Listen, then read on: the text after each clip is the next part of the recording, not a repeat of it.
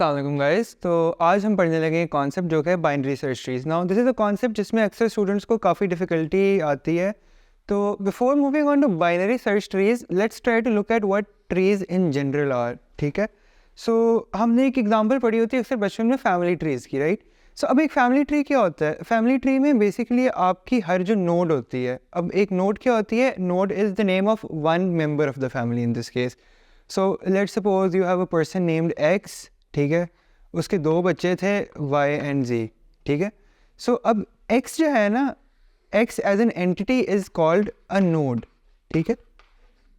A person in a family is called a node when it's represented in tree representation, ठीक है। ये जो lines होती है ये रिप्रेजेंट करती है उनका रिलेशनशिप, राइट, कि x is somehow related to z, x is somehow related to y। अच्छा, अब फैमिली ट्री से ना हम सिर्फ ये कॉन्सेप्ट बोरो करेंगे कि a tree has nodes and it has these lines to represent a relationship between different nodes, ठीक है। तो सिमिलरली ये भी एक नोड होगी और ये भी एक नोड होगी। सो ये हो गया base idea of what a tree data structure looks like, ठीक है। We have nodes connected with each other. अब इस ट्री के अंदर बाइनरी सर्च वाला पार्ट कहाँ आता है, ये एक एक करके देखते हैं। सो पहले देखते हैं बाइनरी कहाँ से आता है। So as we know binary का मतलब क्या होता है? जनरली 1 एंड 0, ठीक है। सो बाइनरी रिप्रेजेंटेशन आपकी जितनी भी होती है वो क्या होती है? टूज में होती है, राइट। आपके binaries always progress in the powers of twos. तो अब since binary progresses in powers of twos, हम ट्रीज बना रहे हैं जिसमें we are using these certain lines to represent relationships. अब एक बाइनरी ट्री में मैक्सिमम ऑफ 2 चिल्ड्रन होंगे, ठीक है। ये जो एक नोड है इसको हम बोलते हैं पेरेंट नोड। उस नोड के नीचे जो नोड्स होती हैं उनको हम बोलते हैं चाइल्ड नोड्स। अच्छा, अब जब हम बाइनरी सर्च ट्रीज में जाएंगे ना, तो देयर इज दिस नुआंस कि आपका जो चाइल्ड है ना, it need not be smaller then your parent. उसको मैं भी कवर करता हूँ। So please don't make this assumption कि अच्छा चाइल्ड है तो वो पेरेंट से छोटा ही होगा। अभी हमें क्या पता है कि हमारे पास पेरेंट्स हैं जिनके एट मैक्स एक पेरेंट के 2 चिल्ड्रन हो सकते हैं। We have this information and we have the information that we got from trees के nodes हैं which are connected by these lines which represent relationships. अच्छा, अब with these 2 pieces of information in mind, let's look at how a binary search tree works. So एक binary search tree में हमें पता है हमारे पास constraints क्या है? We have 2 children at max, ठीक है, and we'll have some sort of a parent child relationship, ठीक है। We'll have some sort of a parent child relationship. अब इन 2 कंस्ट्रेंट्स को बाइनरी सर्च ट्री में किस तरह इनकॉर्पोरेट करते हैं? सो बाइनरी सर्च ट्री ये कहता है that for any given node उसका जो लेफ्ट चाइल्ड है, right, so this is the left child, the left child has to be smaller than the parent and the right child has to be greater than the parent, ठीक है। तो आपके पास कुछ इस तरह का रिलेशनशिप बन जाता है that we have the left child which is smaller than the parent which is smaller than the right child. अच्छा, अब इस रिलेशनशिप के ऊपर let's try and map these certain elements जो हमारे पास इस ऑर्डर में गिवन है, इनको इंसर्ट करते हैं within a tree and let's see how we construct a binary search tree.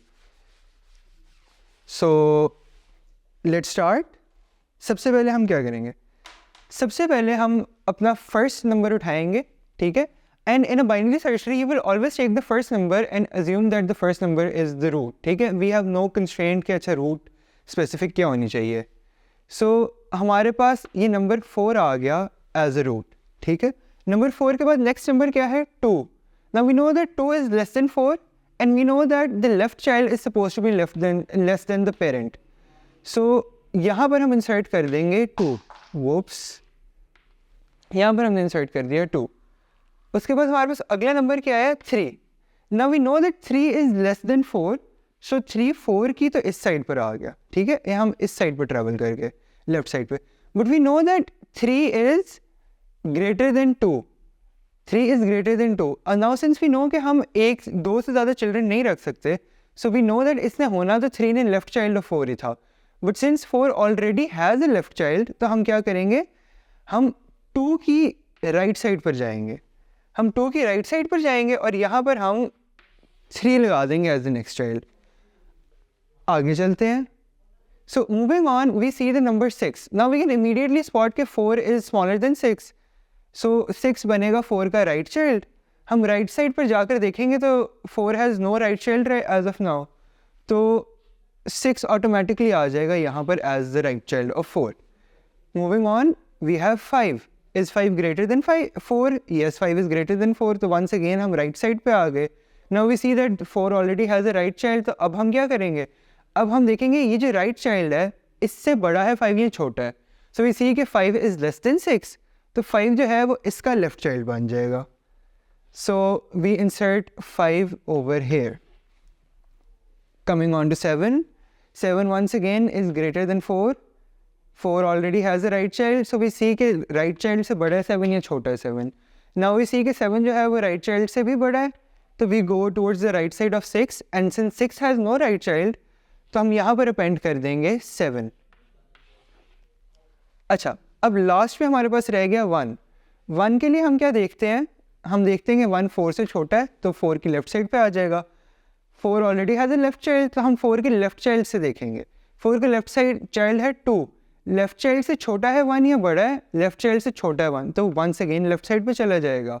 Since 2 has no left child, तो यहाँ पर हम लगा देंगे 1. And here we have a complete binary search tree populated, जहाँ पर आप देख सकते हैं कि हर नोड जो है, for each individual node the left child is smaller than the parent and the right child is greater than the parent. अच्छा, अब एक और इंटरेस्टिंग प्रॉपर्टी होती है बाइनरी सर्च ट्रीज की, जो मैं आपको बताता चलता हूँ. एक बाइनरी सर्च ट्री में जो लेफ्ट मोस्ट एलिमेंट होगा, that will be the smallest element in the entire tree. Whenever you populate a binary search tree, जिस मर्जी ऑर्डर में आपको ये चीज़ें given हो, the leftmost number will be the smallest number of the entire tree, and the rightmost number will be the largest number of the entire tree. So you can work up the logic, since हम हमेशा छोटा number left side पर डाल रहे थे और बड़ा number right side पर डाल रहे थे, तो इस वजह से the smallest number ends up at the leftmost side and the largest number ends up at the rightmost side.